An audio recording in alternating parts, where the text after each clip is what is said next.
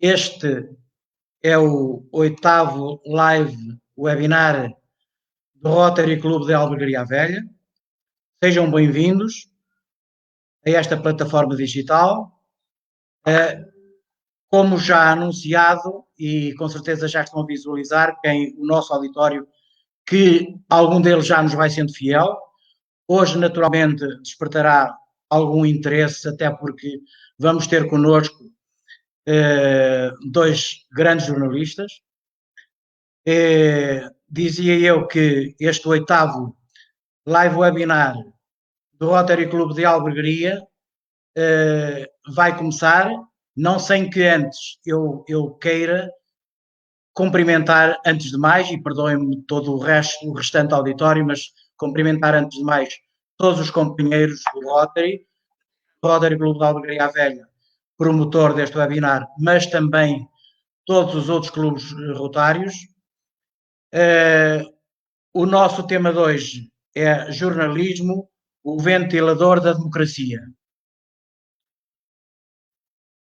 Como ligeira introdução, eu diria apenas umas meras palavras de ocasião, mas nem por isso pretendia que elas fossem, que não serão, obviamente. Estamos perante dois jornalistas credenciados, não serão elas mesmo constrangedoras, eventualmente, até de algum alinhamento que já tenham preparado para este webinar, mas gostaria de dizer-vos que os tempos de declaração da pandemia pelo Covid-19, a declaração já por mais que uma vez de estado de emergência e de calamidade, hoje já trazida com outra versão, os tempos das diferentes fases de desconfinamento e de outros confinamentos também, têm-se revelado desafiantes para quem tem também desafiantes, digo eu, para quem tem como dever informar. E nas necessidades de informação emerge desde logo a classe dos jornalistas. Sabe-se que só deverá, ou deveria, ser considerada relevante e eficaz aquela informação que, sendo fiável, se apresente também como independente e dada em tempo oportuno. O consumidor deste produto, estamos a falar da informação, claro está, porém quase nunca tem possibilidade de aferir esses critérios, pelo que não raras vezes se depara, ainda que de forma diferida, com as designadas, aquilo que é tão propalado agora, as designadas fake news. Este surto pandémico tem sido pródigo em difusão informativa dentro de timings só ao alcance da utilização de plataformas eletrónicas, fazendo com que a informação escrita, e tomemos como exemplo os jornais, passasse para um segundo plano. E isso deixou claro uma natural segregação dos mídias jornalísticos. Estou certo que os nossos palestrantes de hoje serão esses sim credores da nossa confiança, como agentes que são da boa informação. É nesse sentido que, fazendo jus ao tema deste live webinar, jornalismo, o ventilador da democracia, eu lhes tomo a liberdade, digamos, de lhes dizer que nos ventilem sim, de forma confiável, as suas visões sobre o jornalismo e as variáveis incontornáveis daquela a que eu até agora tenho vindo a designar por boa informação. Isto dito, a palavra é dos nossos palestrantes, a quem a passo desde já, mas não o queria fazer dado que, como temos feito nos nossos recentes webinars, deixo aqui referenciada uma súmula curricular desses nossos jornalistas. E permitam-me começar, e permitam-me também o Paulo, que comece pelo Hugo Manuel Correia. Hugo Manuel Correia tem 36 anos, é licenciado em Jornalismo e Ciências da Comunicação pela Universidade de Porto. Ele passou pela RTP Porto e Rádio Renascença. Trabalhou 11 anos na Farol de Ideias como jornalista e produtor de televisão, onde fez documentários e programas tão diversos como Radar de Negócios, Biosfera, Praça da Alegria, Nativos Digitais ou Sociedade Civil.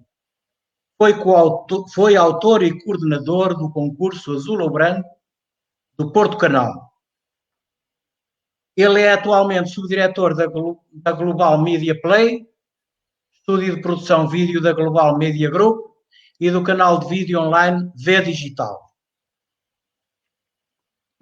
É também professor convidado na cadeira Laboratório de Jornalismo Televisivo do curso de mestrado em Informação e Jornalismo da Universidade do Minho.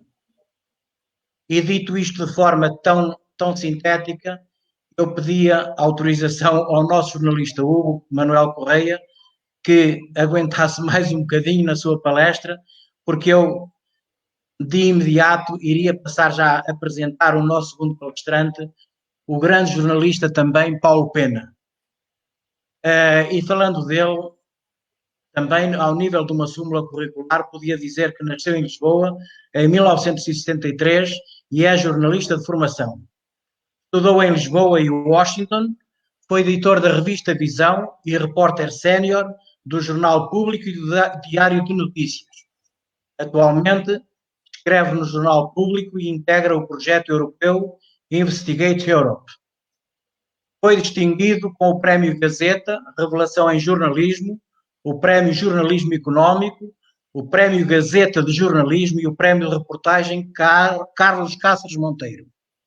Finalmente, mas não só, Paulo Pena é também autor e já deu ao prelo o seu terceiro livro, este intitulado Fábrica de Mentiras, uma viagem ao mundo das fake news.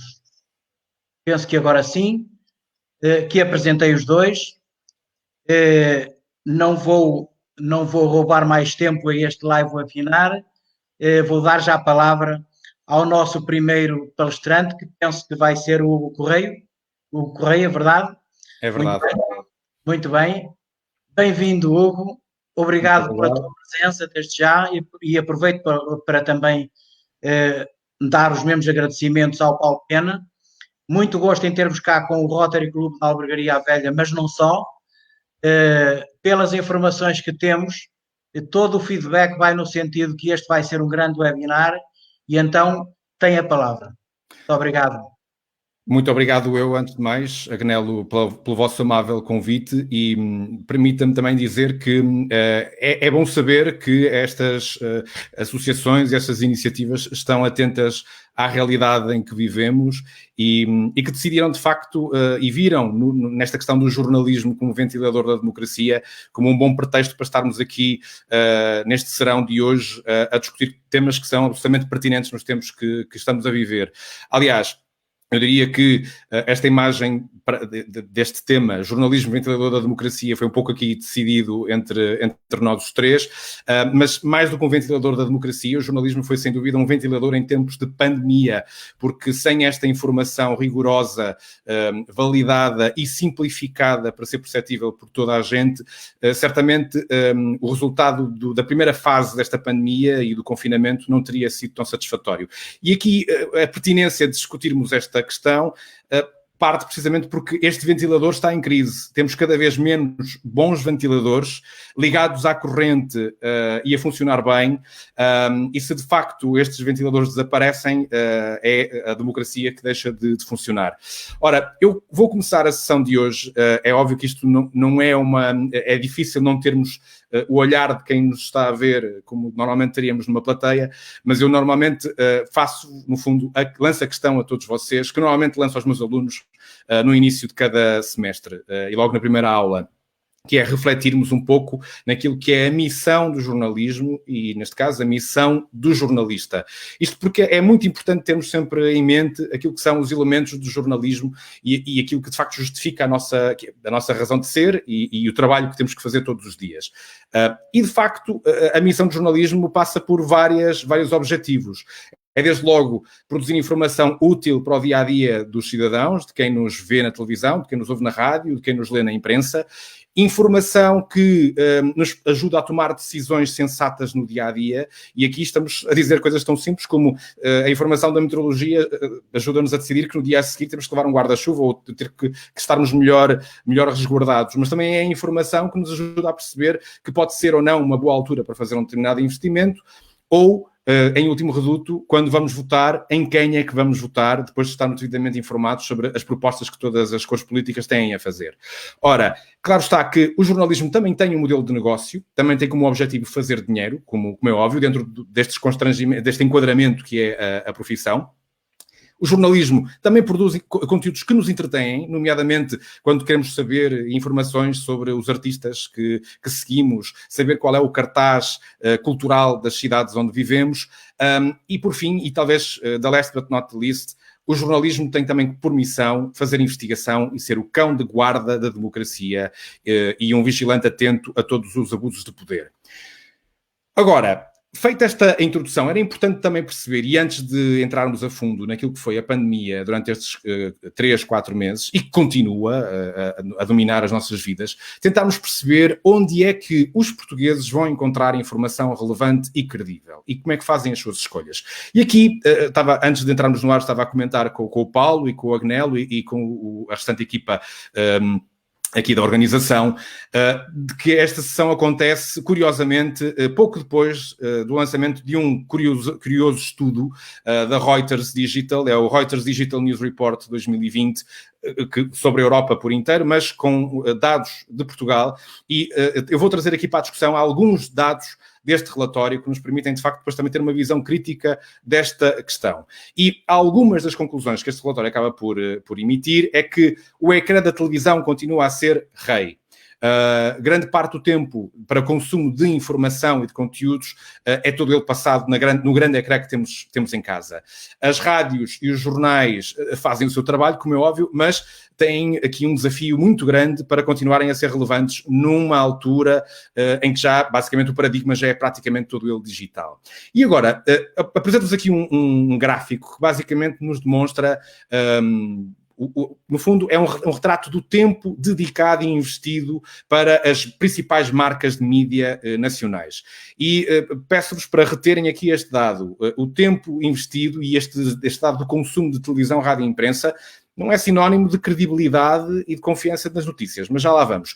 Como podem ver, SIC Notícias, TVI, RTP, Correio da Manhã TV, Jornal Notícias e RFM são as marcas com maior consumo em Portugal, segundo este Reuters Digital News Report de 2020. Agora, claro está que este consumo está a acontecer também numa altura em que também estamos todos a ganhar novos hábitos de consumo. Ou seja, a televisão continua, como eu vos disse, a ser o principal ecrã, mas também ela começa a competir com o território do online.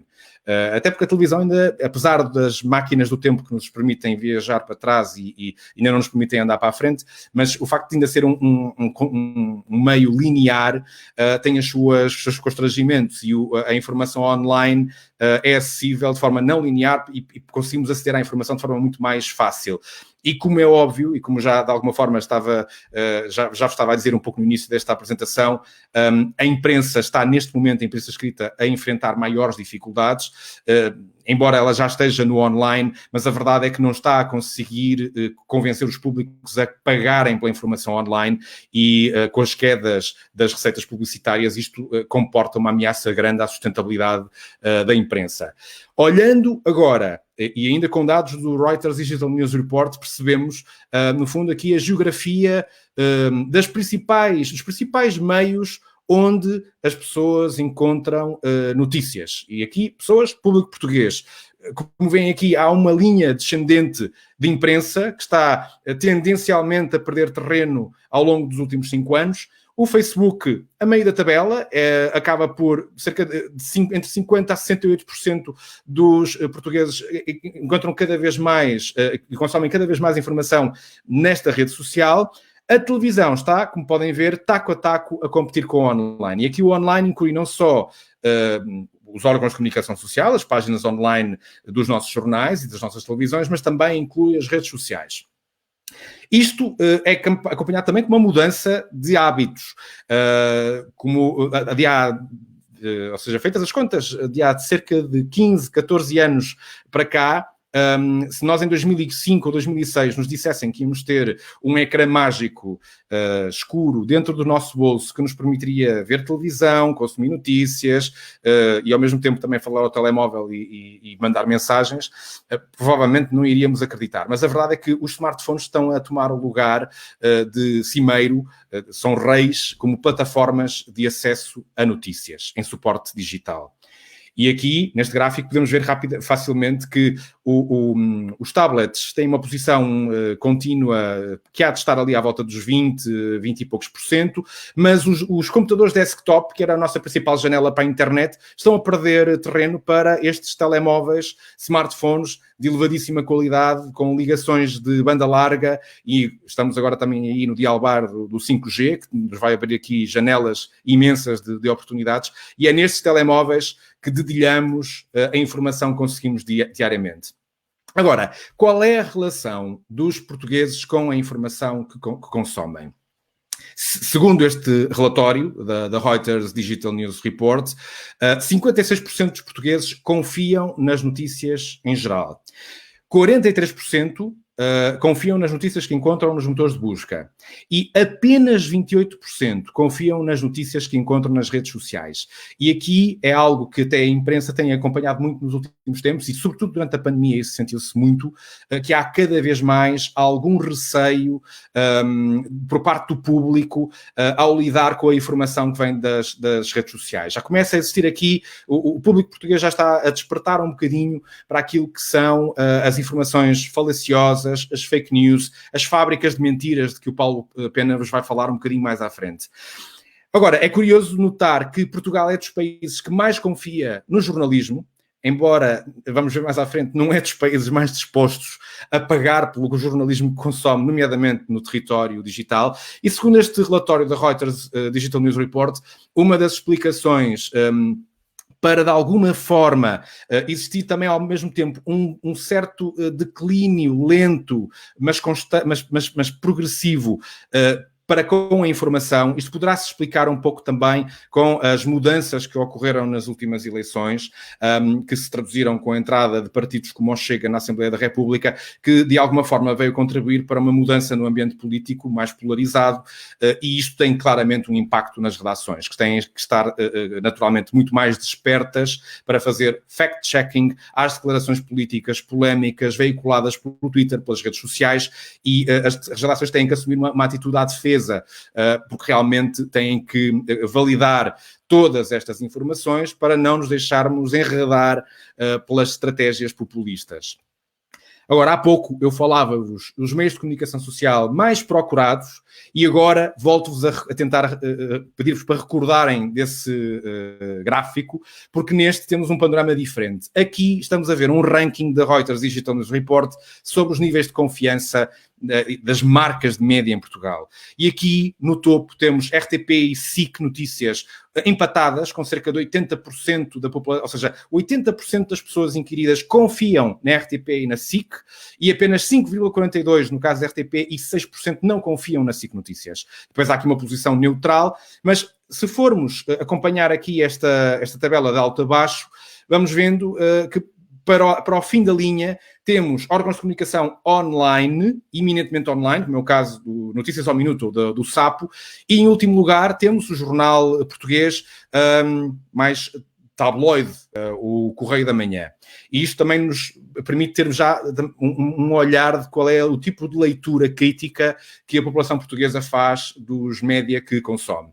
Agora, feito aqui esta espécie de diagnóstico, aliás, estes dados, no fundo, foram compilados, sobretudo, nos primeiros meses do ano, antes da pandemia, vamos agora tentar perceber o que é que mudou na relação dos portugueses com os meios de comunicação social que consomem durante esta pandemia.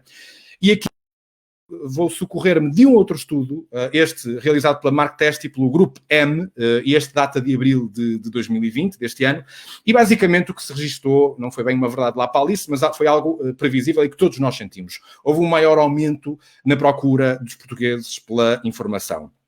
Aliás, aqui a primazia do direto foi constante e isso notou-se muito no aumento das audiências dos canais de notícias e dos noticiários. Aumentou claramente o consumo da televisão e também o consumo de imprensa e das plataformas oficiais, das entidades oficiais, como a DGS. E, basicamente, segundo este inquérito, os inquiridos diziam que eram nesta tríade de agentes que encaravam que conseguiam encontrar as informações mais relevantes, mais fidedignas, pelo menos no que toca ao Covid-19. E aqui, importa destacar alguns dados. Os noticiários televisivos foram os que tiveram maior procura, ou seja, 64% dos inquiridos viram mais noticiários e 86% dos inquiridos confiam nos noticiários.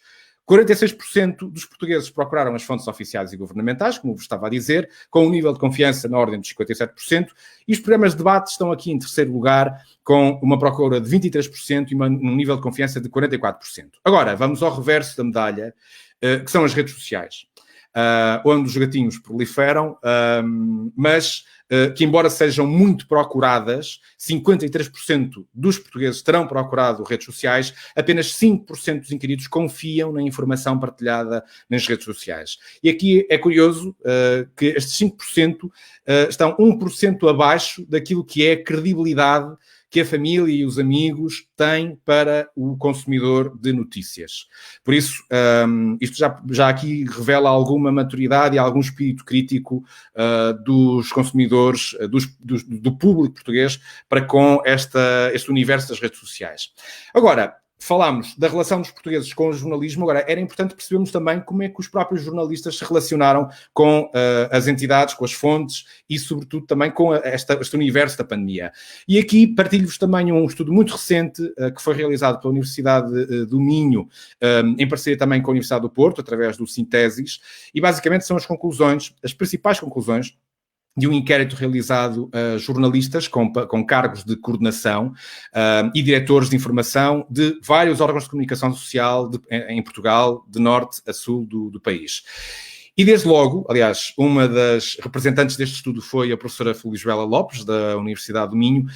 A primeira conclusão, e é uma das mais relevantes, é que 92% dos jornalistas assumiu que trabalhou com a intenção de mudar comportamentos, de informar a população para que, de facto, o estado de emergência funcionasse e a sua finalidade fosse cumprida e, de facto, as pessoas ficassem em casa resguardadas e impedissem, no fundo, o subir da curva acentuado e antes apostassem no achatamento dessa mesma curva. E, mais uma vez, aqui a própria Felisbela Lopes admite um tríptico que foi responsável por esse sucesso. E nesse tríptico ela inclui os atores políticos, com um discurso que realmente passou para a população, as autoridades sanitárias, como a DGS, e os próprios jornalistas. Este tríptico, este trabalho em equipa entre estes três elementos, foi uma das razões para que a pandemia certamente tenha sido contida e o comportamento do público português fosse aquele que nós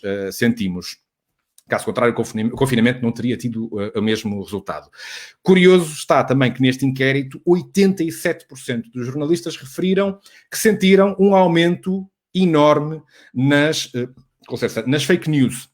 Ou seja, nos boatos e polémicas que circularam online. E, aliás, eu diria que certamente todos nós recebemos, nos primeiros dias da pandemia, logo naquele primeiro fim de semana, diversas mensagens no WhatsApp de vozes de alegados médicos a tecerem descrições dantescas daquilo que era o serviço de urgência nos hospitais, espalhando basicamente o pânico. E, de facto, estes 87% dos jornalistas afirmaram que sentiram, de facto, também isso na prática da sua profissão.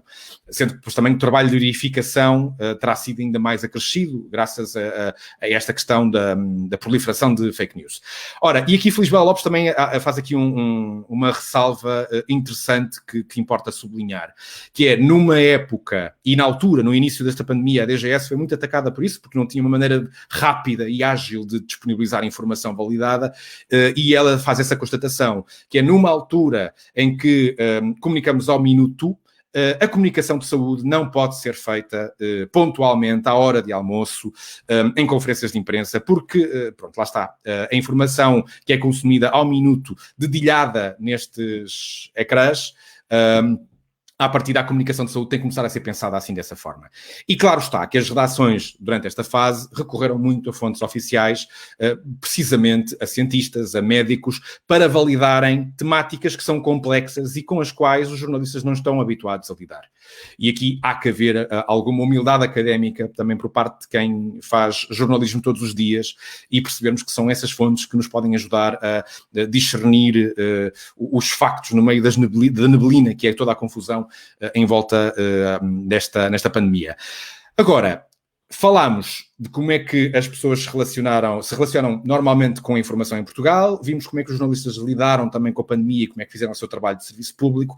Agora vamos começar a entrar nos meandros daquilo que é a crise que afeta estes ventiladores da democracia. É que todos nós precisamos de oxigênio para respirar, mas acho que ninguém quer pagar pelo oxigênio que respira. E é um pouco isso que está a acontecer na imprensa. Não há almoços grátis e vamos ver mais à frente que também não há informação grátis. E aqui, muito rapidamente, provavelmente uma das razões para esta inércia do público a consumir informação digital e a pagar por ela pode-se explicar pelo facto de ser informação intangível. Nós aqui comprávamos o jornal e tínhamos o papel na mão, mas uma das principais explicações será o pecado original cometido pelas grandes marcas de comunicação no início dos anos 2000, quando ocorre a bolha das tecnológicas e a internet começa a impor-se nas nossas vidas, e em que se pensava que a informação poderia ser distribuída gratuitamente nestas plataformas, até como uma forma de massificar o consumo da internet. O que aconteceu é que, de facto, a internet impôs, massificou-se, tornou-se um bem indispensável na nossa vida, mas a verdade é que as pessoas se mantiveram consumidoras de informação gratuita, deixaram de comprar os seus jornais. Como é óbvio, houve quedas das tiragens, quedas das receitas publicitárias, que também começaram a sair dos jornais e dos órgãos de comunicação social tradicionais, os legacy, e a irem para outras alternativas. E aqui eu lanço-vos um desafio um bocadinho provocatório, que é, eu lanço a pergunta ao auditório, a todos os que nos estão a ouvir, que é, quem é que comprou casa ou quem é que comprou o último carro vendo um anúncio de classificados num jornal, seja o JN, o DN, o Público ou o Expresso? Certamente que não serão muitos. Provavelmente, se eu vos perguntar quem é que já perdeu um familiar e teve que anunciar uma necrologia num jornal, isso ainda vai sendo comum e ainda vai tendo também muita procura. Mas a verdade é que os hábitos estão a mudar. E há esta constatação que também aqui o relatório da Reuters nos faz. Apenas 10% dos portugueses estão a pagar pela informação que consomem online. Ou seja, 1 em cada 10 portugueses é que tem o login feito no seu Expresso, no seu Público, ou nas plataformas da Global Media Group, ou noutras publicações, mas que estão realmente a pagar pela informação que consomem nessas janelas. E claro está que, se o hábito já era este, durante os meses de pandemia as dificuldades agravaram-se ainda mais, porque, como poderão imaginar, naturalmente, todos fechados em casa, os quiosques fecharam, tornou-se muito difícil distribuir os jornais, à exceção da distribuição por assinatura, que foram várias as campanhas, até com a ajuda da Uber, para distribuir jornais em papel porta a porta, mas a verdade é que foi muito difícil essa distribuição, e isso sentiu-se de forma transversal a toda a imprensa. A inércia da adesão às assinaturas digitais mantém-se, e que também aconteceu outro fenómeno, que é com a diminuição da circulação e também com os meses de pandemia, houve campanhas publicitárias que desde logo deixaram de fazer sentido. Houve marcas, como cadeias de fast food, que tinham campanhas preparadas para março e abril, onde desafiavam os portugueses a, nos dias de primavera, irem tomar o pequeno almoço com os amigos nos seus restaurantes. Ora, como é óbvio, os tempos de pandemia não o permitiam, e houve campanhas canceladas, e houve uma retração desses investimentos publicitários nos órgãos de comunicação social. E a verdade é esta, a principal fonte de receitas que paga o funcionamento deste sistema é a publicidade, não é a venda em banca. Ora, claro está que também, se as assinaturas não cresceram, houve também outras fontes alternativas de financiamento que basicamente desapareceram, porque grande parte dos meios de comunicação social hoje em dia também organizam muitos eventos e até conferências que tiveram que adiar ou até cancelar devido a esta pandemia. E curiosamente, discutia também há pouco antes de entrar, hoje mesmo a entidade reguladora da comunicação social publicou os resultados do inquérito que realizou a nível nacional nacional para perceber um pouco o impacto que a pandemia teve na comunicação social portuguesa. E as conclusões já seriam expectáveis, mas são bastante confrangedoras. Um terço das empresas de média viram as suas receitas cair entre 61% a 80% com a crise de Covid-19. Sendo que na imprensa local houve até casos de o final da edição impressa e quedas mesmo próximas dos 100%. Um quinto das empresas de média aderiu ao layoff. E ao layoff simplificado, esta medida, esta ferramenta disponibilizada pelo governo português numa situação de exceção. E esta medida afetou já 490 trabalhadores. E claro está, a conclusão última, derradeira, tirada por esta entidade reguladora da comunicação social é simples, é que com uma situação económica tão fragilizada, que já era frágil, ou seja, e volto a pegar na metáfora desta sessão, se o jornalismo é o ventilador da democracia, neste momento o jornalismo está ligado ao ventilador do layoff, pelo menos grande parte destas empresas de média. E nesta ambiência são várias as preocupações de independência dos meios de comunicação social e a garantia de pluralismo e diversidade, porque diminuindo o número de ventiladores, ou seja, diminuindo os títulos que fecham ou que deixam de trabalhar, deixamos de ter uma informação plural e estando numa situação difícil económica, estão menos imunes a sofrer pressões das mais diversas ordens. Agora, eu aqui também desafiava-vos a pensar, abrir um bocadinho o plano, porque se os portugueses não consomem muita informação, não pagam informação digital, consomem, a verdade é que há outros modelos de negócio que, paulatinamente, têm provado a sua pertinência. E mesmo durante a pandemia, isso ficou muito claro. Os números do Netflix dispararam e o público, e muitos já perceberam a vantagem económica que é pagar um determinado valor mensal para ter uma montra quase infindável de conteúdos de qualidade, plug and play, que basta só clicar no telecomando e automaticamente vejo o conteúdo que quero, à hora que quero, na plataforma que quero, falada em português, legendada, com toda a qualidade. E lá está, embora as pessoas percebam a importância social da informação relevante, não estão dispostos para pagá-la. Agora, mas há razões também para termos alguma esperança. E eu aqui, no fundo, lanço a questão, que é quais poderão ser as soluções possíveis para este berbicacho em que estamos a viver. Por um lado, se olharmos para outros mercados, nos Estados Unidos, surgiu há sensivelmente 2 anos uma solução criada pela Apple, a Apple News e o Apple News Plus, que já está disponível na Austrália, no Canadá, nos Estados Unidos da América e do Reino Unido, e que, no fundo, procura fazer para o jornalismo o que o iTunes fez pela indústria da música. E aqui, basicamente, é transformar o consumo de informação numa subscrição, em suporte digital, $9,99, e as pessoas poderão ter, os clientes, acesso a um conjunto indiscriminado de publicações sem contenção, sem limites. Poderá funcionar, talvez, num mercado com a dimensão dos Estados Unidos. No mercado português, temos muitas dúvidas. As várias discussões que tenho tido com colegas de profissão e com pessoas que decidem nesta área estão muito críticas relativamente à possibilidade disto ser transposto para o mercado português. Claro está, subsídios governamentais será uma saída. Quem trabalha nesta área viu que os 15 milhões de euros de publicidade institucional em adianto, passando a expressão, e peço desculpa pela expressão, enchem a cova de um dente, ou seja, não resolvem nem de perto nem de longe os problemas de liquidez das empresas.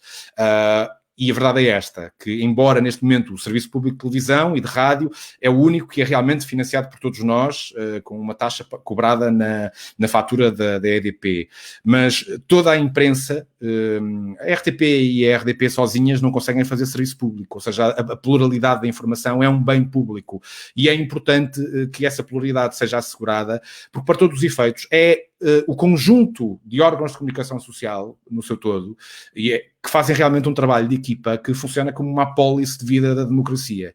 Por isso, também é importante perceber até que ponto o Estado deve ou não disponibilizar ajudas. Houve até uma plataforma de média privados que tentaram promover essa discussão e pedindo coisas tão simples como benefícios fiscais para quem faça assinaturas, o porte pago, e eventualmente até a oferta de assinaturas de média de jornais a estudantes do ensino básico e secundário. Há aqui muitas questões que foram sendo sugeridas, mas sobre as quais ainda não há propriamente grande fumo branco por parte do governo. Outra solução que também tem sido discutida é a questão de uma taxa associada à conta de internet, porque se encararmos a internet como a conta da água, nós no fundo estamos a pagar o usufruto de um sistema de canalização de informação, mas não estamos a pagar pela informação que veicula, que passa por esses canais digitais. Por isso, essa poderia também ser uma solução, e depois, pagando um determinado valor, o próprio cliente poderia escolher 2, 3 órgãos de comunicação social, um jornal generalista, um desportivo e, eventualmente, uma magazine de especialidade. É uma das questões e uma das propostas que está em aberto e que está sobre a mesa. E, por fim, há aqui uma questão que até não é só portuguesa, mas é europeia, que está a ser discutida e que é alvo de grande celeuma, porque implica aqui um tratado transatlântico com os Estados Unidos, que é, de facto, fiscalizar e obrigar as grandes tecnológicas, como o Facebook, a Apple e o Google, a pagarem e, no fundo, partilharem também os seus lucros. Porque quando eu há pouco falava do desvio de investimento para outras plataformas, também falo destas plataformas. Não é só o OLX que foi roubar os classificados dos nossos jornais. É o Facebook, o Google e a Apple, que neste caso, sobretudo as redes sociais, que acabaram por assumir a fatia de leão dos investimentos publicitários das grandes agências de meios e das grandes marcas, porque garantiram agora uma verdadeira agulha hipodérmica. Se eu vendo sapatos para desportistas que andam a cavalo, que são adeptos de polo, é muito mais fácil chegar a eles com uma campanha hipodérmica numa rede social do que propriamente num anúncio numa RTP, numa SIC ou num jornal de notícias. Agora, este é o momento precisamente de falarmos destas redes que são espaços de partilha, são os novos espaços sociais onde vivemos, mas que trazem também aqui um passivo e uma fatura democrática que pode ter um custo demasiado elevado. Olhando novamente, regressando agora aos dados da Reuters Digital News Report de 2020, este é o ranking de consumo de plataformas digitais, chat e redes sociais em Portugal. E aqui temos duas dinâmicas. As plataformas como fontes de notícias e para qualquer fim. E aqui temos o Facebook em primeiro lugar. Aliás, este ranking está organizado do mais procurado para o menos procurado, seja de que forma for. E, de facto, o Facebook é rei, neste momento, como o local onde as pessoas procuram notícias. Certamente, porque encontram lá posts dos órgãos de comunicação social que consomem, mas também veem aquilo que os seus próprios amigos partilham. O YouTube é mais usado para entretenimento do que propriamente como fonte de notícias. Está aqui, apenas 24% dos portugueses encontraram no YouTube notícias e procuraram lá informação. Segue-se o WhatsApp, o Messenger, porque, em boa verdade, é no WhatsApp e no Facebook Messenger que partilhamos grande parte das notícias que consumimos. E depois, em último lugar, o Instagram e o Twitter. O Twitter há uma teoria de que a ditadura dos 120 caracteres, que já não existe, foi um bocadinho um óbice para ele se implantar em Portugal com mais força. Para já está em 6º lugar, mas eu confesso-vos que se isto continuar da maneira como está, eu vou-vos dar aqui algumas pistas mais à frente do papel do Twitter no que toca ao combate às fake news, é provável que esta ordem de redes se inverta nos próximos tempos. Agora, apresento-vos apenas duas metáforas muito simples. O Google é um motor de busca e é basicamente o local onde nós fazemos as perguntas que, em teoria, só teríamos coragem de fazer aos nossos médicos. À partida é uma pergunta privada, só nós é que temos acesso à resposta, diz o Google, porque basicamente tudo fica registado. Já o Facebook, podemos compará-lo a um café. Um café de portas abertas, 24 horas por dia, sempre a funcionar, onde nós passamos o nosso tempo, conversamos com os amigos e lemos o jornal que está em cima da mesa e não pagamos por ele. À partida, no café, o dono do café paga o jornal e compra pelo menos um jornal para ele ser partilhado na mesa. No Facebook, vamos ver que não é bem assim. E a questão este apogeu das redes sociais e do YouTube, do Facebook, de alguma forma veio dar poder ao público, deixa de ser apenas um mero receptor para ser ele mesmo também um emissor. E isto é válido não só para a produção de feedback e de comentários às notícias e que permite, de facto, promover um diálogo aberto com quem produz notícias, mas, ao mesmo tempo, veio criar aqui uma situação complexa. Isto porque, basicamente, se uma redação é um universo onde profissionais habilitados, creditados, fazem uma sistemática verificação, primeiro, uma sistemática procura de notícias e uma verificação daquilo que é verdade e do que não é, e do que é digno de ser noticiável ou não, nas redes sociais impõe-se o laissez-faire, laissez-passer, e aí são basicamente espaços transversais de partilha e de uma difusão sem controlo editorial de tudo o que vocês sabem e tudo o que está à vista nas redes sociais. E como é óbvio, factos convivem com ficção e ao mesmo tempo que temos nestas redes aquilo que nos une com os nossos amigos, encontramos a informação que nós achamos relevante e que nos ajuda de facto também a tomar decisões consensuais, mas ao mesmo tempo aquilo que nos separa e que promove o populismo e nos divide cada vez mais. E aqui basta olhar para o que aconteceu recentemente nos Estados Unidos.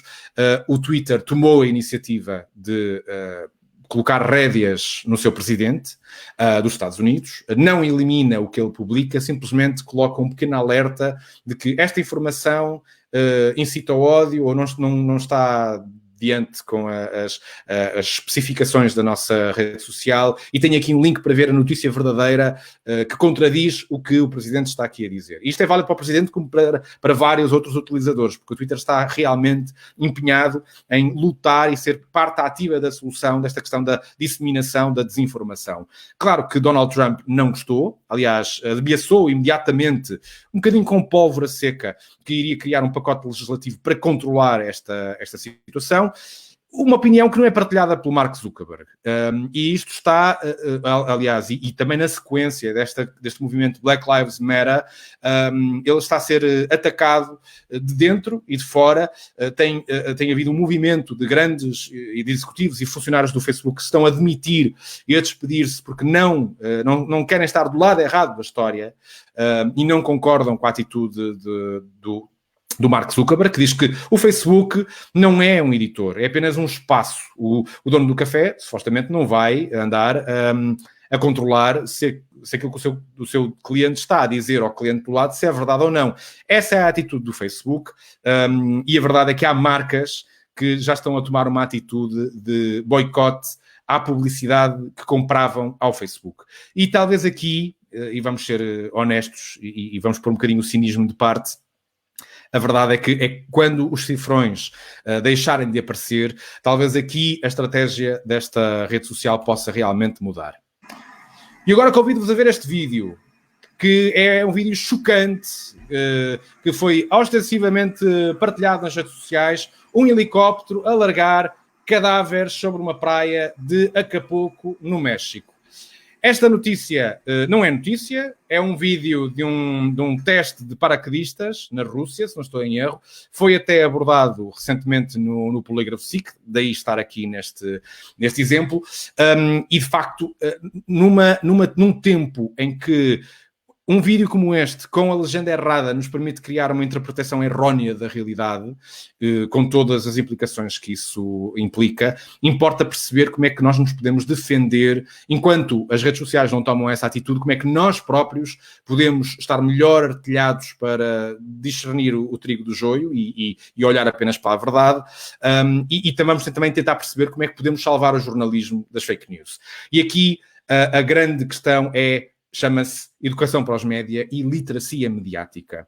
É termos consumidores mais habilitados para perceber o que é notícia, para analisar a notícia com espírito crítico e tomar uma decisão por si mesmo e contribuir para não propagar a mentira e a falsidade. E aqui, ainda recentemente, no Dia Mundial da Liberdade de Imprensa, Nuno Artur Silva, e isto na sequência também do anúncio dos 15 milhões de euros de apoio, no fundo, do adiantamento da publicidade institucional para a imprensa portuguesa, afirmou, eu tenho aqui duas citações que gostava de partilhar convosco, que ele disse precisamente isto, passo a citar: neste dia, além de afirmar a absoluta indispensabilidade de se continuar a lutar pela salvaguarda das liberdades de expressão e de informação, importa apostar decisivamente na literacia mediática.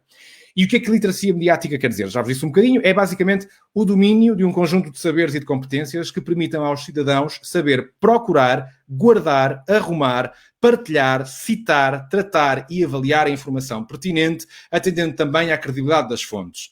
saber separar o trigo do joio, perceber que um jornal de notícias não é a mesma coisa que um blog de um indivíduo que nós não conhecemos, que não tem nome validado, ou que possa até nem sequer ser jornalista e não ter carteira profissional. Esta literacia mediática implica compreender criticamente os média e a mensagem mediática, no sentido de perceber quem produz, o quê, porquê, para quê, por que meios, e eu acrescentaria com que finalidade, com que fim. E, por fim, expressar e comunicar ideias através do uso criativo e responsável dos média. E quando falo de média, é o uso criativo e responsável destas plataformas, que nos permitem produzir vídeo, gravar áudio e partilhar para os nossos amigos. Podemos ter 100, 150 amigos, mas isto é quase como o sistema de infecção e de contágio do Covid-19. Isto multiplica-se exponencialmente pelas nossas redes de amizades. E claro está, tudo isto com a missão de sermos melhores cidadãos, mais empenhados, com um espírito crítico e contribuirmos ativamente para uma melhor saúde da democracia portuguesa, ou estejamos nós no país que estivermos, que sei que estamos a ser acompanhados por compatriotas e amigos de outros países, como por exemplo do Brasil.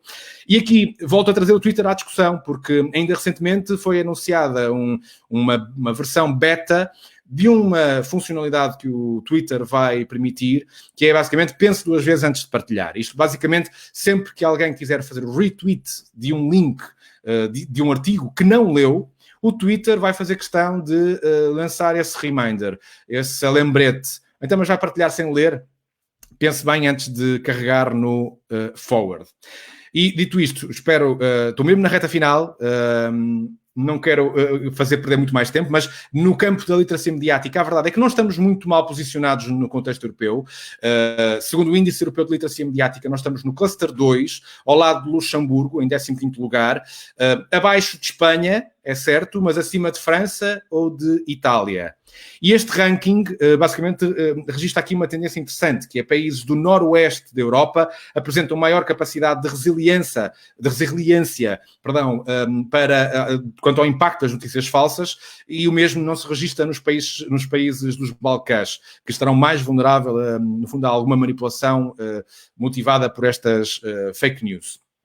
E este indicador mede, basicamente, vários indicadores, desde o indicador de confiança do Eurostat, os indicadores de participação da ONU, os indicadores dos níveis de escolaridade, os testes PISA, e os indicadores de liberdade de imprensa dos Repórteres Sem Fronteiras e dados da Freedom House.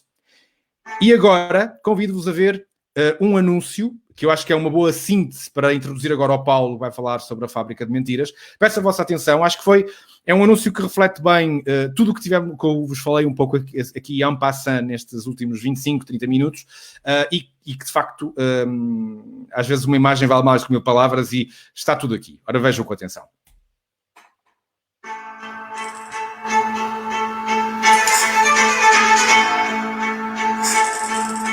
Muitas vezes vemos o que não existe.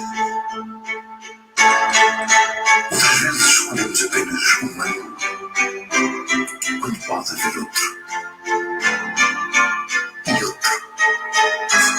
Deixamos-nos levar por uma ilusão.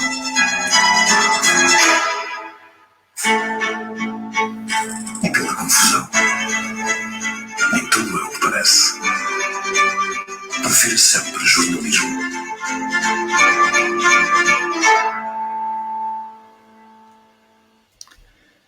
E dito isto, reitero, prefiram sempre jornalismo e de preferência, e agora puxando um bocadinho a brasa à minha sardinha, mas no fundo é a sardinha de todos, contribuam também e paguem também um pouco por esse jornalismo que é tão importante nas nossas vidas. E agora passo a palavra ao Paulo Pena, que nos vai falar sobre as fábricas de mentiras que de facto fazem uso deste ecossistema de redes sociais para fins muito questionáveis. Amigo Paulo. Boa noite, Hugo. Peço desculpa, tinha o microfone em silêncio. Muito obrigado pelo que nos apresentaste, foi muito interessante e se calhar pegava por aí de facto, porque quando comecei a trabalhar o assunto das fake news, Eu tinha uma ideia completamente errada e ingênua de que Portugal não estaria a ser tão atingido pelo problema da desinformação e das campanhas criadas em redor de notícias falsas como países como o Brasil ou os Estados Unidos, onde nós tínhamos ouvido isso a propósito das eleições presidenciais ou como no referendo do Brexit no Reino Unido, etc. E há uma razão que explica esta minha ignorância, que é o facto de nós não sabermos como funcionam as redes sociais e não sabermos como funciona aquele mecanismo, enfim, quase mágico que nos dá o feed de notícias no Facebook, que nos escolhe a ordem pela qual as notícias ou os posts de amigos nos chegam no nosso feed de notícias. E isso, enfim, há uma palavra que resume tudo isso, que é a palavra algoritmo. Já teremos todos ouvido falar dela ao longo deste tempo, mas o que o algoritmo faz, e é essa a consciência que nós temos que ter, e é isso que justifica o facto de eu não perceber nada de fake news antes de começar a investigar o assunto, o que o algoritmo faz é basicamente tentar prever aquilo que nos interessa e tentar prever quais são os temas que nos fazem seguir, clicar nos assuntos, porque o Facebook, que é também dono do Instagram e que é também dono do WhatsApp, é como o Google, que é dono do YouTube, uma grande marca publicitária. E, portanto, o que o Google e o Facebook desejam é manter-nos engajados, manter-nos interessados, manter-nos sempre disponíveis e a utilizar as suas redes. Era este o segredo que eu não conhecia e, por isso, os meus amigos, que são boas pessoas no Facebook, eu só aceito pessoas que conheço pessoalmente, nunca partilhavam fake news, eu nunca via fake news, achava que elas não existiam. A maior parte das pessoas creio que terá esse problema, porque no seu circuito próximo não é confrontada com elas. O panorama é bastante diferente, porque em Portugal, ao longo de alguns anos de investigação, foi fácil perceber que há pelo menos 40, 50 sites que estão a produzir fake news. Há grupos muito numerosos dentro do Facebook, não são visíveis para todos, porque são aqueles grupos onde as pessoas aderem por interesse e por convite. Um deles, que é um dos mais notórios, é o grupo de apoio ao juiz Carlos Alexandre, onde estará gente muito bem intencionada que pretende ter uma posição justicialista ou seguir a atividade daquele grupo, mas que é um grupo de disseminação de fake news, basicamente. O grande problema é que as fake news não são apenas a notícia falsa, como nós vimos ali com a minissaia, a alegada minissaia da primeira-dama dos Estados Unidos, Melania Trump. O problema é que as fake news são um processo e nós não conhecemos esse processo.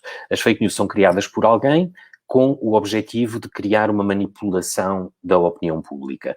E são criadas por alguém e têm um método para serem disseminadas. Infelizmente, e acho que essa é uma das regras que nós podemos discutir agora à frente, mas que é uma das regras que devia ser imposta às redes sociais, é que muitas daquelas pessoas, e digo isto entre aspas, que estão a falar connosco no Facebook, não são pessoas, são programas informáticos, aquilo a que se chama bots, que é um diminutivo de robô. O problema disto é que o Facebook permite que qualquer pessoa faça várias inscrições na rede social e não, como noutras redes sociais já foi testado, que cada pessoa apenas com um mail possa fazer uma conta e tenha que se identificar com um cartão de cidadão ou com um número de qualquer coisa que permita identificar que aquela conta é de uma pessoa. E que não há, como nós temos testemunhado, pessoas com 20, 30 contas que podem fazer e montar uma campanha de manipulação. Isto acontece muito, foi muito visível em todos os exemplos que nós trabalhamos, que são exemplos políticos, exemplos sobre o Covid, por exemplo. Foi muito visível isso, como o Hugo referiu, no WhatsApp, sobretudo no início da pandemia. E o terceiro momento, e é o momento decisivo, é depois de serem criadas, depois de serem espalhadas muitas vezes com programas de software e não por pessoas, as mentiras, as campanhas de desinformação precisam de chegar a pessoas concretas, como nós, que as disseminamos acreditando nelas. E isso é o grande problema que nós temos para resolver, e como o Hugo disse, a literacia mediática e o jornalismo são dois antídotos para combater a desinformação. a regulação da forma como as redes sociais usam a desinformação de um ponto de vista do alcance, em que o critério que existiu sempre no jornalismo era tornar relevante, tornar interessante aquilo que é relevante, criar uma espécie de moldura do debate público e ter na procura da verdade a sua base.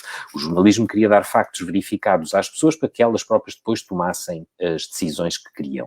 E o objetivo das redes sociais não é esse. O objetivo das redes sociais é manter as pessoas, o máximo de pessoas, engajadas, interessadas, a fazer gostos, a fazer comentários, a partilhar o máximo de tempo possível. E isto não é um critério de informação e não é um critério de qualidade informativa. É apenas um critério de acesso. Isto depois também tem, eu vou terminar por aqui, um lado muito engraçado que cola com o que o Hugo acabou de referir e que pode ser um bom tema para debate a seguir, se quiserem, que é o efeito que as redes sociais provocaram no jornalismo e o jornalismo de clique e a forma como muitos meios de comunicação social acham que conseguem ter esse tipo de engajamento a seu favor como forma de ganhar, enfim, receitas publicitárias online ou outra coisa do género. E eu acho que esse é o grande problema e esse é o ponto de não retorno a partir do qual nós devemos estar mesmo preocupados. É que se o jornalismo não tem de si próprio uma ideia muito clara do seu papel e da sua utilidade social, e se o jornalismo quer viver do acesso e do engajamento das redes sociais, aí vamos ter um problema que é, não vamos poder explicar às pessoas que notícias são relevantes, porque é que estas notícias estão a ser dadas e não as outras, e é esse o papel mais importante num debate público, e acho que é o que explica os graus de polarização que nós estamos a ter, nós, os Estados Unidos, a Inglaterra, todos os países do mundo neste momento, acerca de assuntos que são tão importantes para nós e tão importantes para o nosso futuro.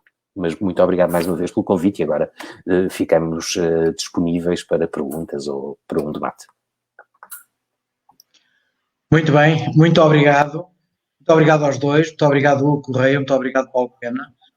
As vossas intervenções, eu penso, não tenho a certeza, e o nosso auditório também terá essa certeza, com certeza, e passo por pleonasmo, que são excelentes comunicadores e além das vossas excelentes comunicações, também estão subjacentes, ou mais ou menos explícitos, os desafios ao auditório. Portanto, nestas circunstâncias e em tempo de perguntas e respostas, que eu agradeço já a vossa disponibilidade para elas, eu pedia ao nosso já vasto auditório que propusessem questões curtas, objetivas, é lugar comum, mas tem que ser dito em cada webinar, curtas e objetivas, e naturalmente o poder de síntese que a este tipo de palestrantes nem seria necessário colocar ou pelo menos recomendar.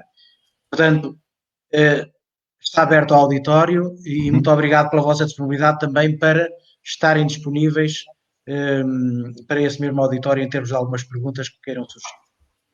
Aliás, é curioso, acho que temos aqui já uma pergunta que vem do Facebook, do Bruno Cadima. Ele diz, boa noite, como medir o impacto de uma notícia na era digital? Gostava do nosso comentário. If it doesn't spread, it's dead.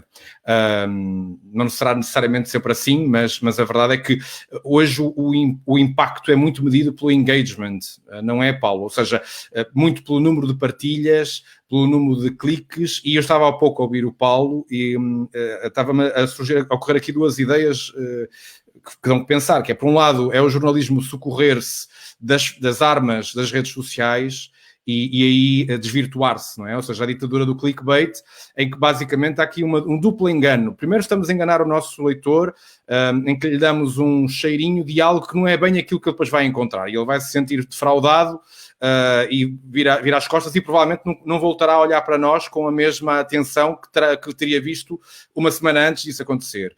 E estamos a desvirtuar-nos a nós próprios, porque estamos a colocar na gaveta. Agora, resta saber, ou seja, se essa concessão acontece por questões de simples sobrevivência, ou seja, estamos numa fase tão problemática em que realmente, e como dizia o Paulo, é mesmo importante, e regressando ao início da minha apresentação, não perder de vista os elementos do jornalismo, que é aquilo que distingue o nosso trabalho das fábricas de mentiras e dos fazedores de polémicas e de ruído nas redes sociais. E também importa ter aqui, falando da questão do impacto e também daquilo que o Paulo estava a dizer, que é ajudarmos o nosso público a hierarquizar aquilo que é e emoldurar aquilo que é importante do que é acessório. Eu e o Paulo, certamente, nós estudamos semiótica nos nossos percursos académicos, e um dos exercícios que nós tínhamos que fazer era olhar para uma primeira página de jornal e ver a maneira como a informação está hierarquizada naquele espaço de alto a baixo, da esquerda para a direita, com o tamanho dos signos, com o tipo de letra, com as cores, e isso ajudava-nos a perceber a importância que aquele jornal estava a dar àquele ou a outro facto. Hoje, no universo da online, não há propriamente regras muito dentro deste retângulo, não é? Ou seja, é muito a ditadura do clique, é muito a partilha rápida, porque quantos mais cliques, quantos mais vídeos forem partilhados com MRECs, com aqueles pre-rolls de publicidade, mais o órgão de comunicação está a faturar. E vamos ser um bocadinho honestos, isto acontece porque as pessoas não estão disponíveis para pagar pela informação que consomem, porque eu também quero acreditar que num cenário, basta pegar num exemplo da RTP, a RTP tem um nível de publicidade mais reduzido, porque, de alguma forma, tem o seu funcionamento financeiro assente nas receitas da taxa do audiovisual. Por isso é que está mesmo na lei. Não pode ter tanta publicidade como tem as televisões privadas, porque essa não é uma das mais importantes fontes de receitas. E claro está, os jornais e quem está no território online acabam por provar desse fruto proibido para sobreviver. Não percebendo que ao fazê-lo pode sobreviver a médio prazo, mas a longo prazo pode estar a atrair a confiança do seu público. Muito bem, muito obrigado. Vamos a uma segunda pergunta do companheiro Alberto Silva. E é uma pergunta muito interessante, porque o jornalismo tem de permanecer sério, porque de outra maneira, enfim, vai estar a lutar de uma forma desigual. Eu dou sempre este exemplo. Nas fake news, e todos os exemplos de fake news, as fake news, além de serem uma forma de manipulação política das pessoas, são mecanismos muito eficazes de angariar receitas publicitárias. Eu dou o exemplo de um site que estudei, de produção de fake news em português, que até era feito no Canadá, por uma empresa de publicidade canadiana, que tinha outros sites de fake news noutras línguas, e o site que era feito em português teria como receitas pelo menos 10 mil euros por mês, de receita publicitária, de Google Ads.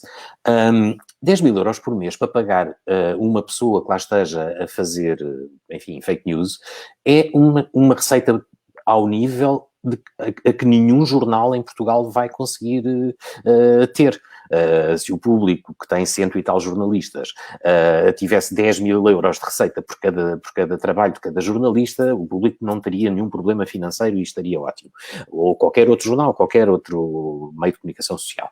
Portanto, nós jornalistas, nunca vamos poder competir com esta capacidade das fábricas de mentiras, dos manipuladores, da desinformação, de chegar a um grande número de pessoas com mentiras e com isso receber receitas publicitárias. Portanto, a única forma que o jornalismo tem de sobreviver e de se tornar relevante, eu creio que é permanecer sério, como a pergunta muito bem dizia, e uma outra parte muito importante disto é restabelecer uma relação de confiança que não está de todo perdida, como vimos, mostrou os dados do Digital News Report do Reuters Institute.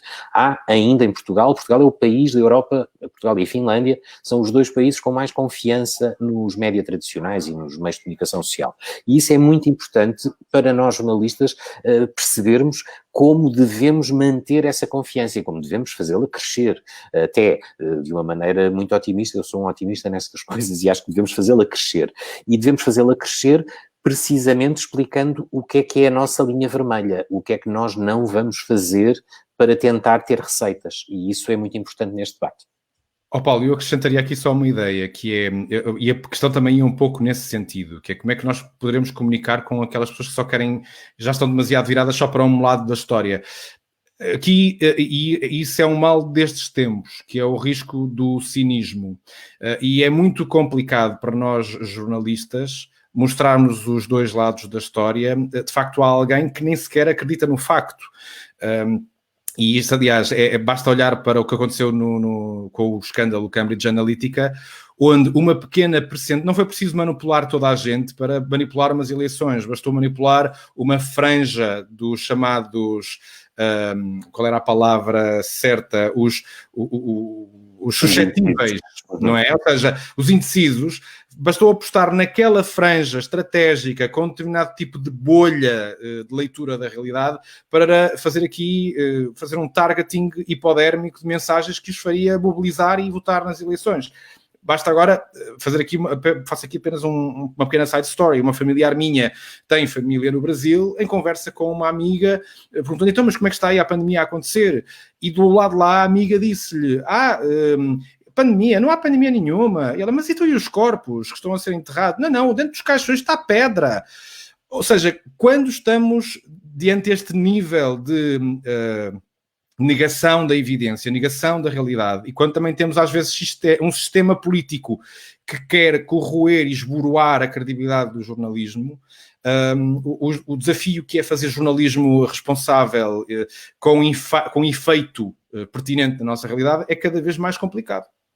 E só para acrescentar, porque isso é a parte realmente interessante deste debate, há estudos muito engraçados nos Estados Unidos, por exemplo, que demonstram que desde os anos 60 até agora, a percentagem de eleitores republicanos que consideravam o Partido Democrata um partido respeitável era muito alta nos anos 60, é quase nula agora, e o mesmo acontece dos democratas para os republicanos. Portanto, a forma como os partidários de um dos lados se veem... Polarizaram completamente.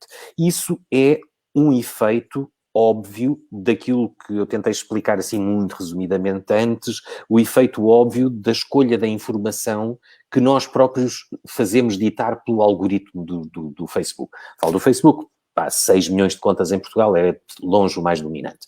É esse tipo de fechamento em bolha, como tu disseste, Hugo, da nossa própria informação, em que nós escolhemos, curamos a informação que recebemos por setores muito fechados e, portanto, só estamos a ler uma coisa, mas também há um lado que as redações deviam pensar, e deviam pensar com muita...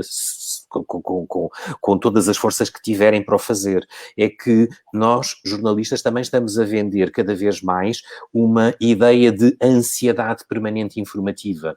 A ideia do ciclo noticioso 24 horas por dia, 7 dias por semana.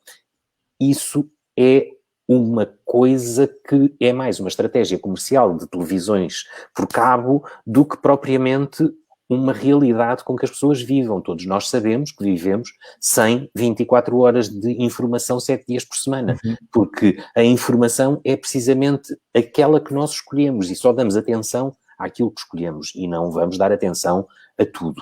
E essa forma de criar uma ansiedade informativa nos cidadãos é o que faz com que os cidadãos se polarizem também.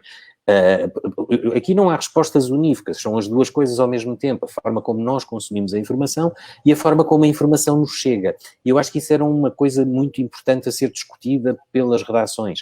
Devemos acalmar os pushes no telemóvel, devemos acalmar a forma como fazemos da informação uma ansiedade constante. É curioso que a história repete-se, porque olhando um bocadinho para trás, o direto que se impôs também graças aos canais privados, antes, nos anos 80, só se entrava em direto em situações absolutamente excepcionais, porque tecnologicamente era caro. Só que quando a tecnologia se banaliza, é a mesma coisa que estes equipamentos, não é? Ou seja, tornou-se quase como um recurso por sistema. E temos canais de cabo, toda a gente bem sabe, cujos alertas são permanentes e estão em direto a transmitir uma ambulância parada junto a uma falésia durante horas.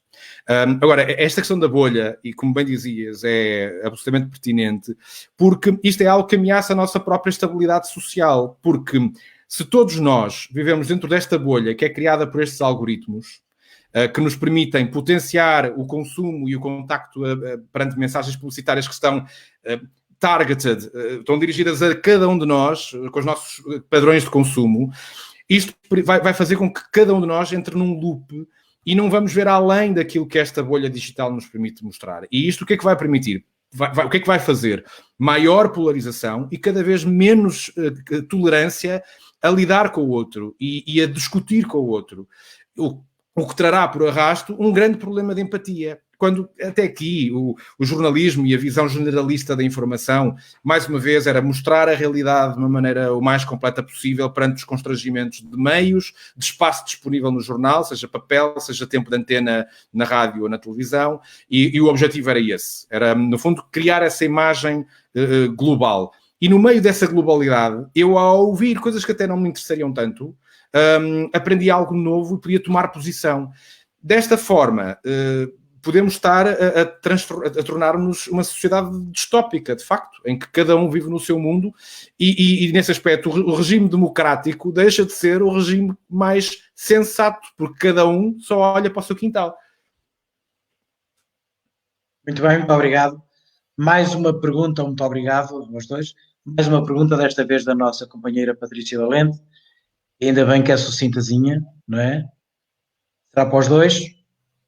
Sobre a pressão dos governantes no serviço de bem informar, não é? Exato, é uma excelente pergunta. Eu acho que essa avaliação de que há uma pressão muito grande dos políticos sobre a forma como nós trabalhamos, é evidente que há. Até pela forma como a informação é disponibilizada, a maior parte da informação devia ser de acesso público e nós não devíamos ter que andar a batalhar para conhecer um relatório ou para conhecer uma situação qualquer concreta ou um número concreto. Dá sempre muito trabalho em Portugal conseguir isso, porque a informação é sempre muito restringida. Mas aquela pressão mais de filme, eu creio que é muito, muito mais mítica do que real. Ou pelo menos é tão comparável a que é feita por políticos, como é que é feita por agentes económicos, como é que é feita por agentes judiciários, como é que é feita... Enfim, há muitas formas de pressão sobre a forma como as relações trabalham. Eu não valorizaria demasiado a dos políticos, porque acho que não é... de todo, acho que desse ponto de vista somos um país bastante democrático e sempre que isso acontece os jornalistas queixam-se e fazem as suas diligências para que não volte a acontecer. Eu, na minha experiência, que é um bocadinho mais curta do que a do Paulo, ele certamente já passou por mais redações do que aquelas por onde eu passei. Eu diria também, partilho da opinião dele, que é muito mais fácil neste momento, com a fragilidade económica das empresas, haver uma maior, no fundo, ingerência de agentes externos que fazem pressão para, de alguma forma, alterar a maneira como a mensagem poderá ser produzida. Agora, a verdade é que, é assim, objetivamente, quando trabalhava para a RTP por interposta entidade, quando trabalhava na Farol de Ideias e produzia conteúdos para vários programas da RTP, senti de perto a instabilidade que politicamente se gerava no interior da estação. Nomeadamente, basta regressar aos tempos da Troika e quando o antigo ministro Miguel Relvas queria a todo custo privatizar a RTP. E aí sim, senti de facto, não pressão direta, mas sentia pressão nas pessoas que trabalhavam comigo à minha volta, ao ponto de que chegou mesmo a haver o risco da RTP2 ser... aliás, da RTP1 ser privatizada e da RTP2 assumir a sua vertente de serviço público, e foi nessa altura que uma praça da Alegria foi para Lisboa por decisão da estação, mas claramente por causa de um contexto político à volta dessa realidade, e de facto não foram tempos fáceis, mas nunca pressão no sentido, como o próprio Paulo também estava a dizer, de ter um ministro a ligar-me ao telefone, talvez porque o tipo também de trabalho que faço não é tão político assim.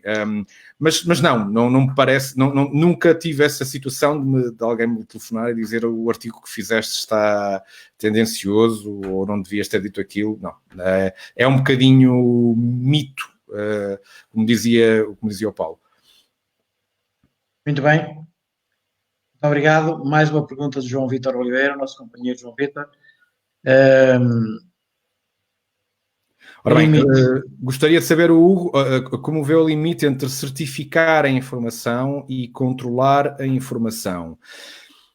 Ora bem, isto num território, numa era onde o digital impera e em que temos as redes sociais, assim, estão a proliferar cada vez mais iniciativas de verificação de notícias. O próprio Polígrafo, por exemplo, o Polígrafo SIC, que antes de ser Polígrafo SIC já era uma entidade à parte, já tinha um pouco essa função de verificação e de fact-checking. Agora, a verdade é que a verificação é um trabalho sine qua non do exercício de uma profissão de um jornalista, do trabalho do jornalista. É um trabalho constante. Verificar. E por acaso, lá está, na apresentação eu podia ter...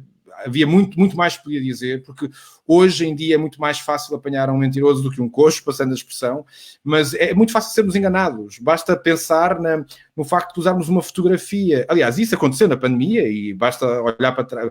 Houve uma reportagem da SIC sobre umas escaramuças em Londres, como se tivesse sido uma manifestação em plena pandemia, e veio-se a saber que essas imagens eram de uma outra altura e estavam a ser interpretadas de forma completamente descontextualizada. Aqui o exercício de verificação começa no momento em que tenho uma fotografia para ilustrar um determinado evento, uma determinada notícia, e tenho que usar uma aplicação como uma aplicação chamada TinEye.com, fazer o upload da fotografia e verificar qual é o histórico e o passado dessa fotografia para ver se ela de facto tem uma outra origem e se não estou a ser ludibriado. É como eu dizia há pouco, era válido para a questão da polarização política, mas também é válido para o cenário mediático que temos neste momento à nossa frente, pronto, e com as dificuldades de distinguir o trigo do joio. Uma coisa que quero completar, Paulo? Se calhar respondo já ao Artur Calado, não é? Exatamente. O que disse, se é possível em Portugal um modelo como o Guardian. Portugal não tem um modelo fundacional como o Guardian, nenhum jornal se transformou numa fundação que, portanto, deixe de ter fins lucrativos, deixe de ser uma empresa e passe a funcionar com as receitas que gera num circuito fechado e, portanto, tudo aquilo que é negócio do jornal serve apenas para alimentar o futuro do jornal. E com outro tipo de preocupações, por exemplo, o Guardian, por ser uma fundação, tem também uma grande campanha de literacia mediática para crianças, para jovens, etc. Se a pergunta era também um bocadinho mais no sentido de ser um jornal com uma grande presença e ser uma boa fonte de credibilidade, aí a resposta é um bocadinho mais complexa ainda, porque estamos a falar de um jornal que aproveitou nesta altura do jogo online o facto de ser um jornal em língua franca e, portanto, o Guardian conseguiu crescer muito nos Estados Unidos, quando antes era apenas vendido, era um jornal do norte da Inglaterra, mas era apenas vendido em Inglaterra. Ou sobretudo em Inglaterra. E, portanto, agora é um jornal global que pode ser visto em qualquer lado do mundo. E isso foi uma grande vantagem, o inglês. Nós também temos uma grande vantagem, porque o português também é uma língua franca, são 280 milhões de falantes no mundo inteiro. Já vários grupos tentaram fazer coisas dessas com os jornais que existem em Portugal, de os tentar, enfim, internacionalizar desse ponto de vista. É muito difícil no Brasil, porque é um mercado jornalístico muito de vanguarda, muito, enfim, com muito mais anos de experiência do que o português, em liberdade, ou mais ou menos liberdade, mas e também não era fácil fazê-lo nos países africanos de língua oficial portuguesa, dadas algumas instabilidades políticas que impediam a circulação dos meios de comunicação social e impediam a própria liberdade de imprensa em alguns desses países. Portanto, a resposta é muito difícil. Eu veria com muito bons olhos quer o modelo fundacional, quer o facto de um jornal apostar na sua capacidade de expansão na língua portuguesa, porque acho que explicar o mundo em português é a função de um jornal que pode ter uma audiência muito grande, mas infelizmente não o temos. E a verdade é que, fazendo uma comparação não muito, pronto, um bocadinho desviando aqui um bocadinho o assunto, mas se olharmos para o mercado brasileiro, tem sido muito mais fácil, e isto é histórico, nos últimos 30 anos, a exportação de conteúdo, jornalismo, mas sobretudo ficção brasileira para o mercado português, do que o contrário. Nesse aspecto, no que toca a mídia, o mercado português tem sido um bocadinho como o Cristo Redentor, braços estendidos para nos receber, mas depois nunca nos abraça, e isso tem sido uma grande dificuldade, porque basta olhar que os dados da audiência, por exemplo, de uma TV Globo Portugal, são muito razoáveis. A TV Globo consegue ter audiências que competem com o Correio da Manhã TV. Mas o inverso, acho que dificilmente no Brasil um canal português com este sotaque nosso cerrado iria ter grande resultado. Muito bem, obrigado. Vamos ter, olha, aproveito para cumprimentar a companheira Cristiana Carinha, nossa assistente do governador do distrito 1970. É ela que está agora a fazer, a colocar a questão. Uma saudação especial para ela, força. Muito obrigado à Cristiana, é uma pergunta excelente. A época do lápis azul é uma boa expressão, e o facto de a rede social poder controlar, é que não é só os conteúdos jornalísticos, nós estivemos aqui muito a falar desta nossa área, é toda a nossa privacidade. Nós não temos a noção, há já autores que classificam a nossa privacidade e a nossa intimidade, o valor dessa intimidade, como o novo petróleo, porque é uma forma que nós, como vemos, aliás, pelo poder que rapidamente o Google e o Facebook conseguiram ter em poucos anos, há 20 anos isto não era discutido, começou a ser há muito menos tempo, conseguem fazer uma coisa que é enfim, o melhor de dois mundos para eles e uma excelente ideia para muitos de nós também, que é conseguirem, através da forma como nos oferecem coisas muito úteis, o Hugo dizia, nós comunicamos sobretudo pelo WhatsApp, que é um serviço de telefone gratuito, conseguimos mandar mensagens pelo Messenger, etc. E no Google conseguimos pesquisar qualquer coisa e ter uma conta de e-mail fabulosa e quase ilimitada. E com tudo isso, eles pedem-nos apenas uma coisa em troca, o valor da nossa intimidade, a informação que nós damos, e damos toda. Desde como é que usamos os cartões de crédito, até como pesquisamos doenças que temos, como curar dores de cabeça, ou etc. E, portanto, todo esse registro tem um valor incomensurável para as redes sociais e para as grandes plataformas e ameaça a forma como nós vamos viver no futuro. E isso é muito importante, nós temos que ter consciência disso, porque nós vamos ser perseguidos pela forma como deixamos a nossa intimidade ser tão enfim, apropriada por grandes plataformas e redes sociais. Isso vai-se jogar contra nós, desde a forma como nós fazemos upload de fotografias no Facebook para comparar a nossa cara agora e no futuro ou no passado, porque há projetos de juntar cadeias imensas de fotografias de todos os cidadãos do mundo para fazer outras coisas com elas, que não aquela que nós demos autorização, como respondemos a inquéritos online e como essa informação é depois trabalhada, como foi no caso do Cambridge Analytica, para saber quais são os nossos medos, quais são as nossas fragilidades para podermos ser apontados como alvos de uma campanha de fake news ou não fake news, de uma campanha publicitária qualquer. Portanto, para resumir, é muito importante que nós tenhamos consciência do perigo que isto representa. Aliás, basta pensar, e acrescento aqui um pequeno detalhe, todos nós acho que devemos usar o Google Fotos, onde armazenamos sem limite as nossas bibliotecas de fotografias. Está na nossa conta, é certo, só nós é que temos acesso a elas, mas a verdade é que ninguém lê aquelas letrinhas pequeninas dos disclaimers de acordos por trás de cada serviço. E a verdade é que somos nós que estamos a ajudar a tecnologia da Google a fazer reconhecimento facial para o bem e para o mal. Não é? Basta ir ao Google. Neste momento, o Google Fotos em Portugal, há sensivelmente um ano, ainda não tinha essa funcionalidade ativa, porque, provavelmente, talvez porque o RGPD não o permitia, especulo eu. Mas neste momento, basta ir ao Google Fotos, há uma parte da aplicação onde é possível identificar caras e dar um nome às caras e perceber, eu meto o nome do meu pai ou da minha mãe e aparecem todas as fotografias em que eles aparecem. Isto tem um sentido prático, de que é giro, temos acesso à informação assim, desta forma facilitada, mas estamos a ceder uma parte importante da nossa privacidade e destes dados para que também estes saltos tecnológicos aconteçam. Muito bem. Mais uma perguntinha, desta feita do nosso companheiro Manuel Alves. Imprensa tradicional livre, confiável e livre de fake news.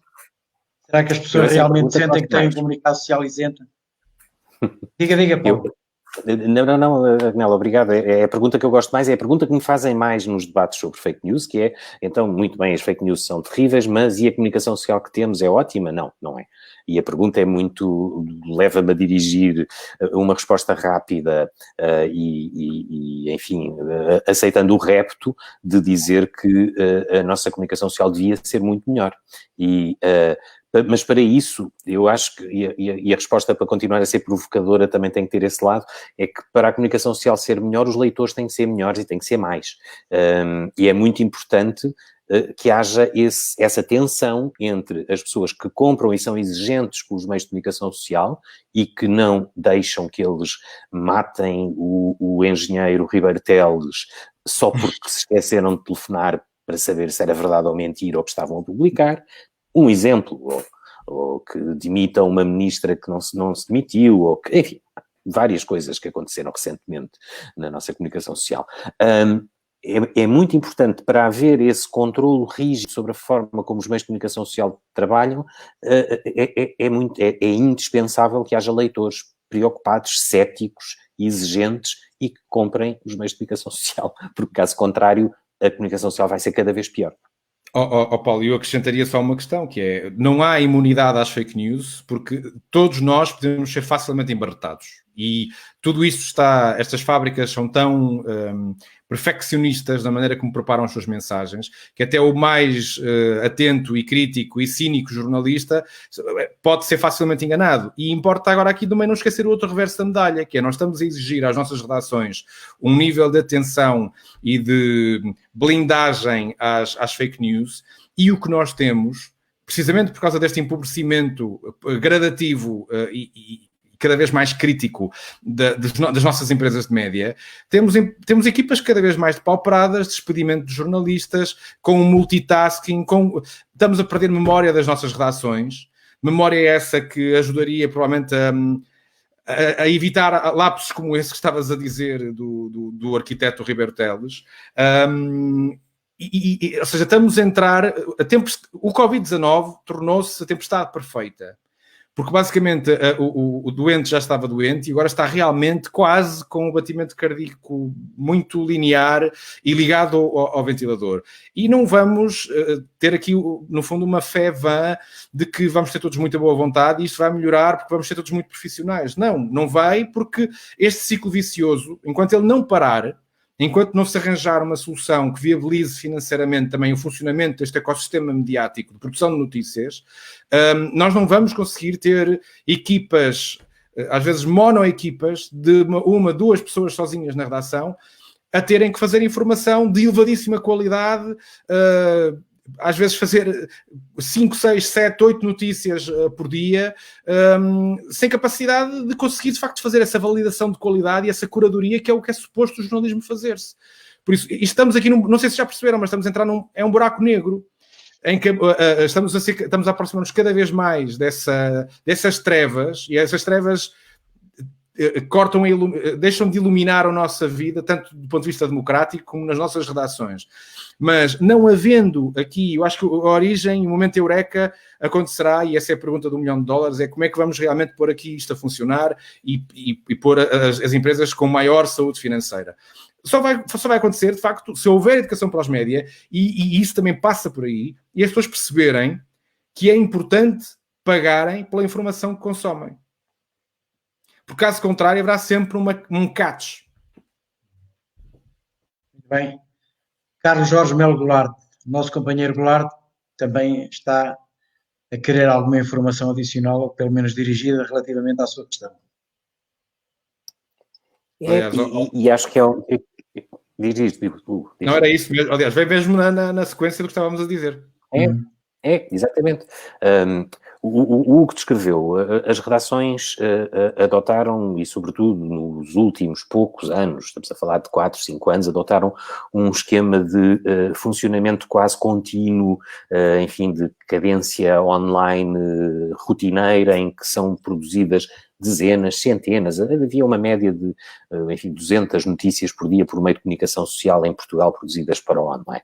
E isto inviabiliza aquilo que está muito bem nessa observação que nos acabou de ser feita, de que isto não deixa espaço nenhum para que se consiga fazer um trabalho mais sério, mais profundo, mais consistente sobre temas que são importantes. Porque se estamos todos a produzir metricamente dezenas de notícias, chamadas notícias, porque a maior parte, enfim, o que é uma notícia nisto já é depois uma questão também demasiado polémica e não vamos entrar por aí agora, mas a investigação ou a investigação faz parte sempre do método jornalístico, qualquer coisinha pequenina já tem que ter alguma investigação, caso contrário não vale a pena que seja publicado. Mas os trabalhos mais densos e mais sérios e mais importantes e aqueles que tentam mudar a forma como as coisas são, as coisas más, sobretudo, são, e dar visibilidade e dar voz às pessoas que não a têm, etc. Esse tipo de trabalhos são aqueles que fazem uma relação mais direta com os públicos, com os leitores, e são aqueles que são mais difíceis de fazer agora porque as redações não têm, como o que descreveu, capacidade para apostar nisso. E isso é o ponto onde a quadratura do círculo se vai ter que dar. E há bons exemplos. A Fundação Carlos Gulbenkian passou a atribuir bolsas que potenciam o jornalismo de investigação, já vai no segundo ano em que atribui 10 bolsas por ano para que isso possa fazer. Eu creio que outras fundações deviam fazer coisas parecidas, creio que o próprio Estado tem um papel aí, não o de escolher que tipo de informação deve ser investigada ou tratada jornalisticamente, mas de potenciar meios financeiros para que o jornalismo mais profundo se possa fazer nas redações e que não seja vítima do trabalho rotineiro. Vamos para uma última questão. Eu sei que o nosso auditório tem muitas questões levantadas, ou pelo menos com a propositura de as colocar, mas estamos já com 1h30, o auditório está muito dinâmico, os palestrantes estão também muito dinâmicos e estão com toda a boa vontade nas respostas, mas nós, por imperativos também de alguns compromissos, que não são comerciais, obviamente, na fase de campeonato, mas por alguns compromissos, teremos mesmo que colocar a última questão. Esta é do nosso companheiro Alberto Silva, e penso que... Ele diz que a RTP teve um projeto para levar as notícias aos mais novos, que foi infelizmente descontinuado, porque não apostam os meios de comunicação na redação de notícias dirigidas a essa franja de idades para ajudar a cultivar o interesse pela procura de informação veiculada por profissionais do jornalismo. Eu não sei as referências que o Paulo terá neste desígnio. Eu ainda sou do tempo de uma coisa chamada Caderno Diário. Antes do Caderno Diário terá havido o Jornalinho, por onde passaram nomes como o Nuno Santos, o Carlos Ribeiro, o Mário Augusto, e que funcionaram quase como um tubo de ensaio para o que mais tarde viria a ser o Caderno Diário, por onde passou o Pedro Mourinho, atualmente pivô da SIC Notícias, e a Silvia Alves, jornalista de ambiente da RTP. Mais tarde, a RTP teve um outro conteúdo que era o Quiosque, e assim morreu a ideia de haver um espaço de informação jornalística para os mais jovens. Posso estar a falhar, porque também não vejo televisão 24 horas por dia, não sei se neste momento a RTP não terá nada do género. Agora, eu confesso-vos que sinto falta de um projeto que gostei muito de fazer em tempos, que era um programa chamado Nativos Digitais, era um programa da RTP2, produzido na altura pela Farol de Ideias, e que era um olhar crítico que promovia, de facto, educação para os média. Não fazíamos propriamente atualidade para os mais novos, mas ensinávamos os mais novos a perceber como é que o jornalismo funciona, como é que as televisões funcionam, desde coisas tão corriqueiras como quando apareceram as primeiras boxes de EPG com o Time Warp. Tentámos perceber as implicações que aquilo poderia ter na nossa vida como consumidores de informação. Assim como quando Dilma Rousseff foi eleita presidenta dos Estados Unidos, do Brasil, fizemos um making-of, fomos tentar perceber no Diário de Notícias, com o Leonídio Paulo Ferreira, tentamos perceber como é que se prepara uma cobertura à distância. Tudo isto eram pistas que ajudavam a que o público lesse melhor a atualidade e o funcionamento dos mídia, não só da informação, mas dos mídia no seu todo. E era importante haver um espaço de educação para os média. Agora, claro está, se houvesse investimento Ainda para mais agora, e já agora lanço aqui o repto, se alguém da RTP estiver a ouvir, depois deste elan que foi criado de forma muito bem conseguida pelo Estudo em Casa, de tentar criar de facto conteúdos pedagógicos com uma belíssima contribuição dos professores que não são profissionais de televisão e que foram deitados às férias, começaram a trabalhar num estúdio de televisão com 3 câmaras a apontar para eles e a fazer aquilo live on tape, ou seja, sem grande margem para grandes correções. Eu acho que depois desta experiência e desta necessidade que aguça este engenho atual de tentarmos, lá está, ventilar a democracia com uma melhor comunicação, eu diria que é missão de serviço público fazer isso. Muito bem. O Paulo Pena quer acrescentar alguma coisa, não? Não, há também um exemplo na imprensa escrita que é a Visão Júnior e que é um excelente exemplo do ponto de vista comercial porque vende muito bem, tem muitos assinantes e, enfim, tem um papel de ligação à escola, etc. Portanto, é uma ótima ideia e concordo com o que o Hugo disse. Pronto, ficamos por aqui então. Eu quero agradecer profundamente a vossa disponibilidade, a vossa proatividade. São 2 excelentes comunicadores, já sabíamos disso, mas seria uma verdade lá para Alice, mas agora com a confirmação do nosso auditório. Jornalismo ventilador da democracia. Esperemos que a democracia continue a ser ventilada e bem, com boa informação. É isso que todos desejamos. Queria apenas dizer ao nosso auditório que tive uma mensagem do nosso pasto governador do distrito de 1970, Álvaro Gomes, que de todo não pôde estar, mas que pediu pronto, que mandou uma mensagem de congratulação e que gostaria imenso de vos estar a ouvir, já vos conhece, e dizer-vos que estivemos pelo Brasil, em clubes rotários, em universidades, em cidadãos comuns, estivemos por Espanha, estivemos pela Suíça, e estivemos naturalmente aqui em Portugal, com a maioria do auditório, como não poderia deixar de ser. Eu queria só dizer a esse mesmo auditório, e que já nos segue há longas semanas, que o nosso próximo webinar será o 9º e será em data a combinar. Eu não fiz isto para rimar, mas pronto, aconteceu. Será de facto em data a combinar porque temos umas atividades de primeiro, atividades, leia-se, rotárias, que temos mesmo que dar prioridade e, portanto, vamos atrasar um pouquinho o próximo nosso 9º webinar. Caros excelentes comunicadores, caro Hugo, caro Paulo, muito obrigado. A albergaria estará naturalmente, e especialmente o Rotary Clube da Albergaria, estará sempre pronto, de braços abertos, desta vez não como o Cristo, que nunca mais nos fecha, mas venham quando for possível presencialmente, nós dar-vos um abraço, mas um abraço por inteiro, com os braços bem fechados. Muito obrigado. A todo o auditório, boa noite e muito obrigado. Até uma próxima oportunidade. Muito obrigado. Muito obrigado.